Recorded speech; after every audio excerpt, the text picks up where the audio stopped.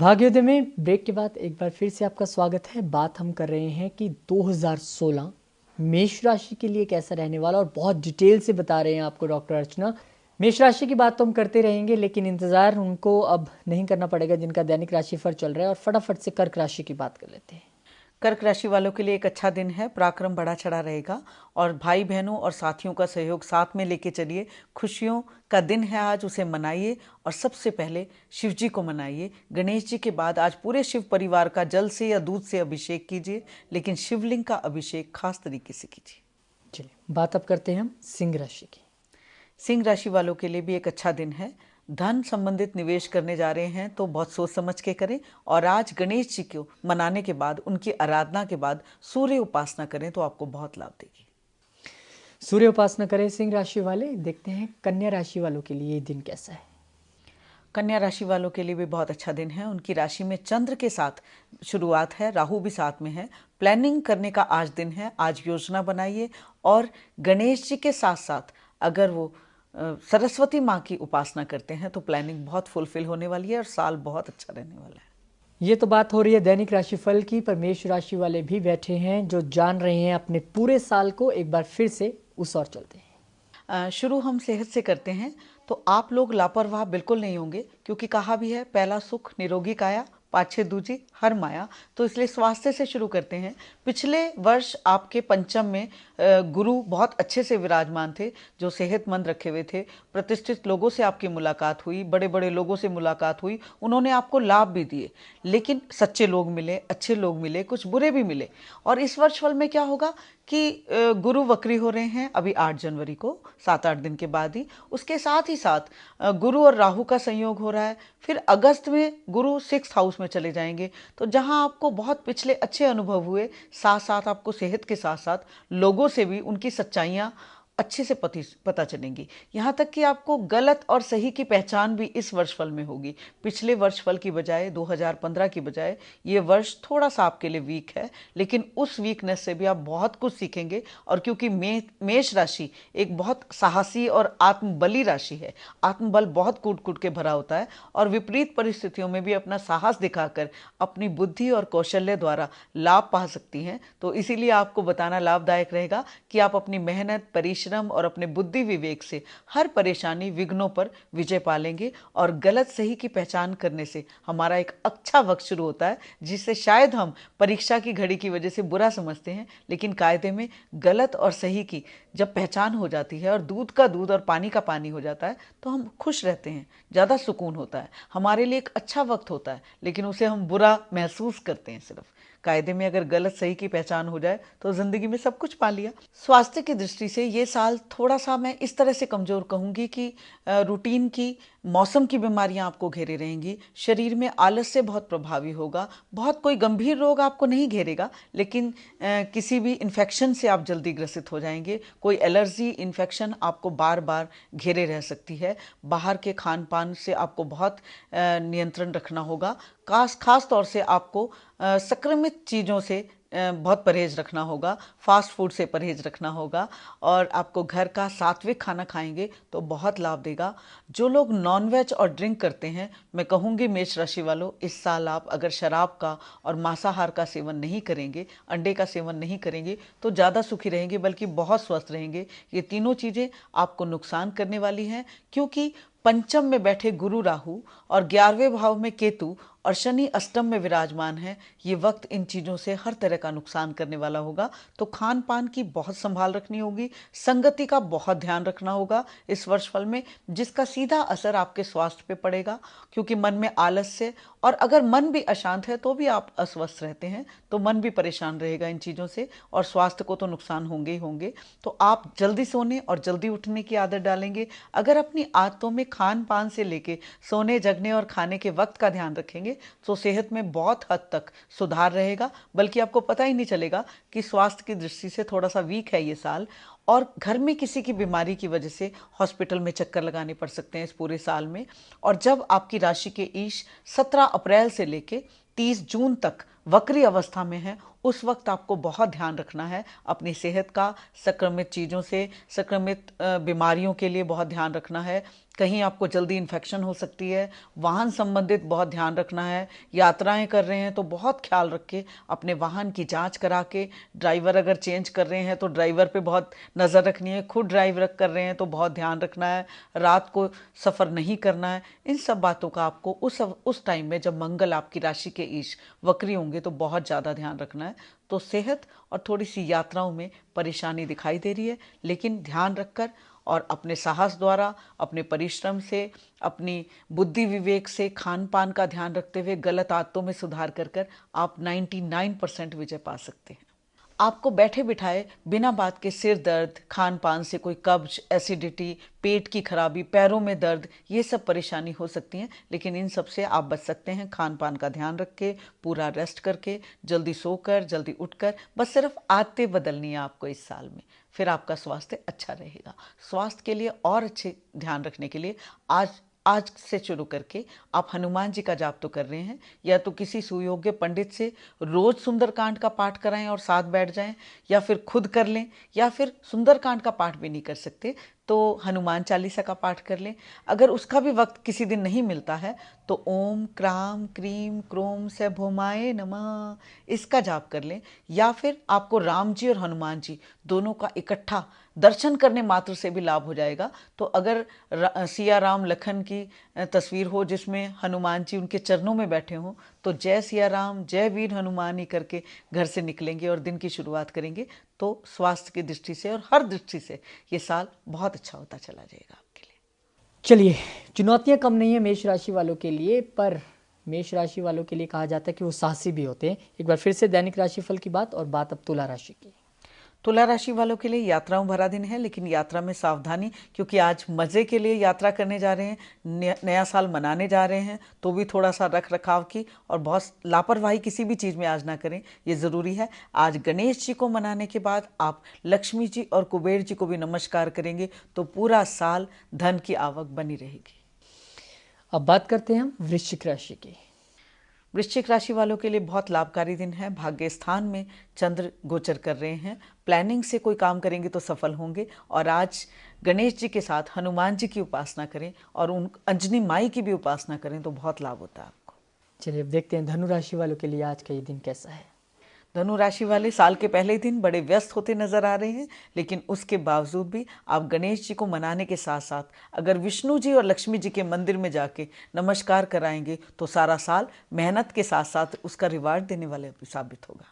एक बार फिर से बात करते हैं हम मेष राशि की, क्योंकि इस बार हम भाग्य चैनल पर राशि दर राशि आपको ये बताने वाले हैं आपका पूरा साल कैसा रहने वाला है। उसी की बात चल रही है, बात मेष राशि की।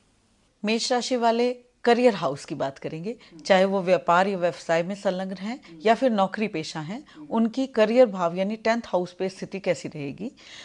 उसकी बात की जाए तो वो आपके लॉर्ड बनते शनि जो कि अष्टम में संचार कर रहे हैं, और जब भी जिस भाव का ईश अष्टम में संचार करता है तो थोड़ा सा वीक हो जाता है वो साल।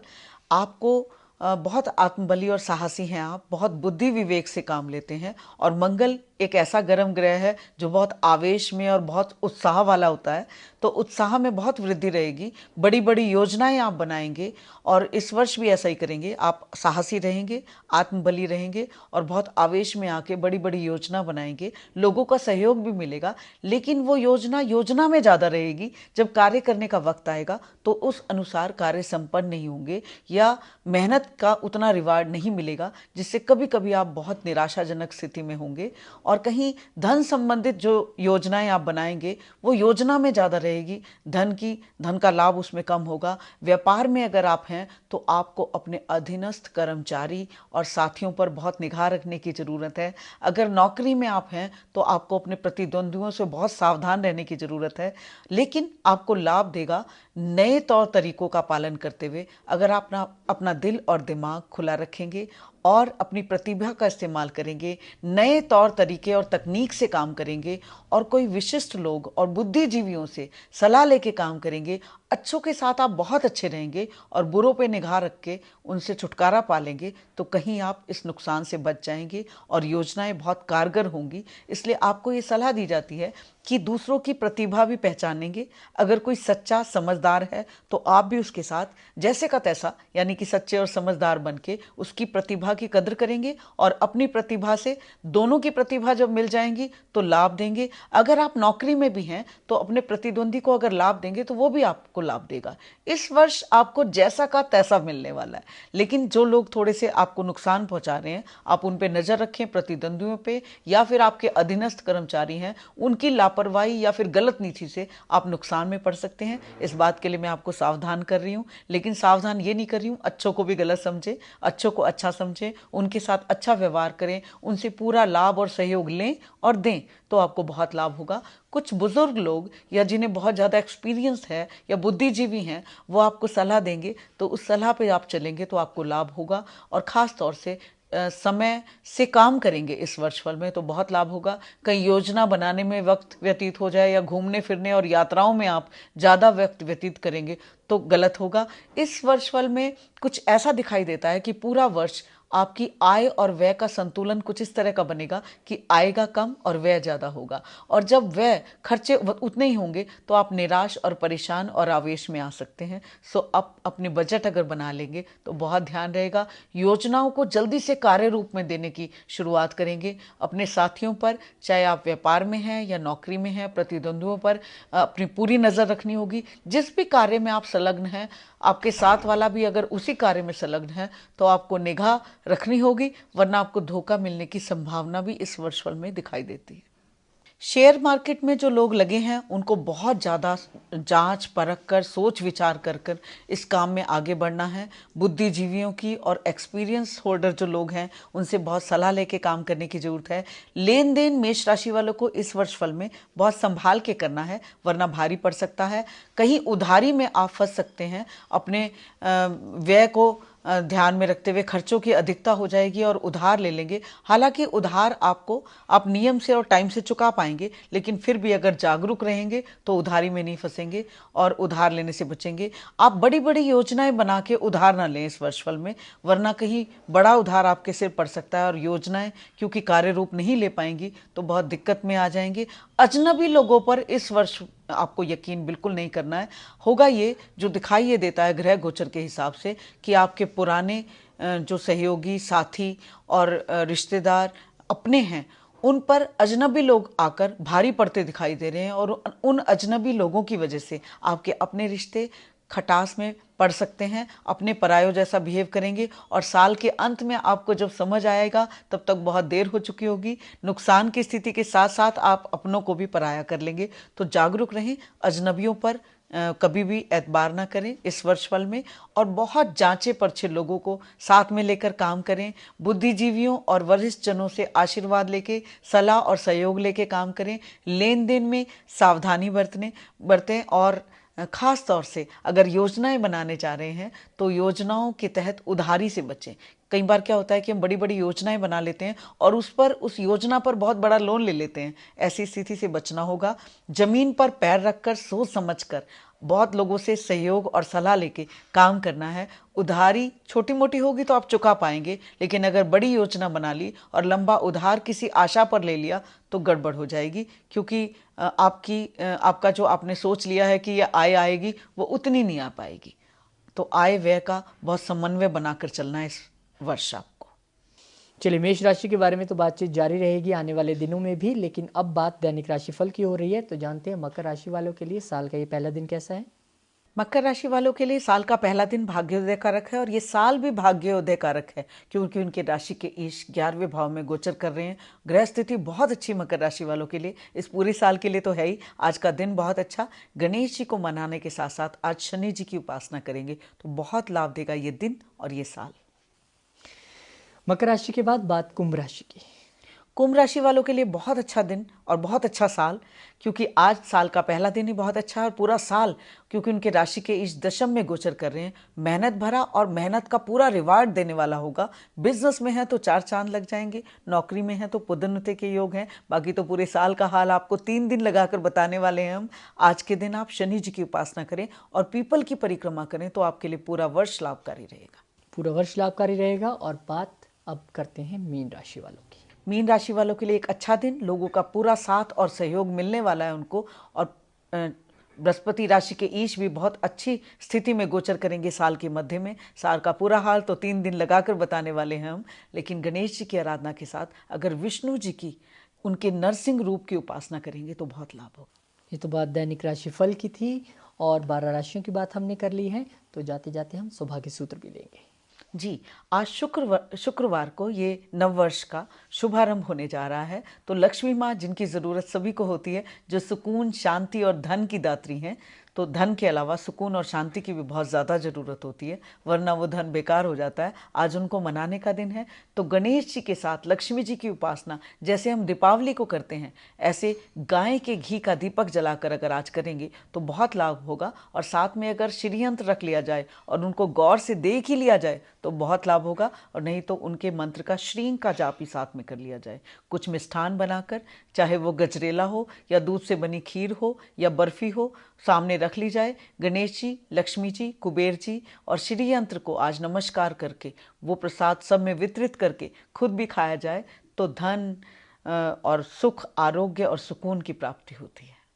चलिए, मेष राशि की बात हम कर रहे हैं, लेकिन मेष राशि के लिए इतना ही बस नहीं। एपिसोड हमारा यहाँ पे ज़रूर आज ख़त्म हो रहा है, लेकिन मेष राशि वालों के लिए 2016 का जो उनका पूरा भविष्य है, कैसा रहने वाला है, वो कल भी जारी रहेगा। और इसी तरह से भाग्य चैनल पर हम अपने नए कार्यक्रम भाग्योदय के जरिए हर रोज़ हम एक नई राशि के बारे में बताएंगे। और 2 दिन, अलबत्ता कहें 2 दिन लगाएंगे हम एक राशि पर। यानी कि आज हम अगर मेष की बात कर रहे हैं, कल भी मेष की बात करेंगे, तो परसों हम वृषभ की बात करेंगे। इस तरह से अगर आप भी अपने बारे में पूरे विस्तार पूर्वक तरीके से जानना चाहते हैं, उपाय भी चाहते हैं और ये जानना चाहते हैं कि कैसा रहने वाला है 2016, तो आप लगातार भाग्य के साथ जुड़े रहिए, क्योंकि डॉक्टर अर्चना आपको बहुत विस्तार पूर्वक तरीके से आने वाले दिनों में आपके बारे में बताने वाली हैं।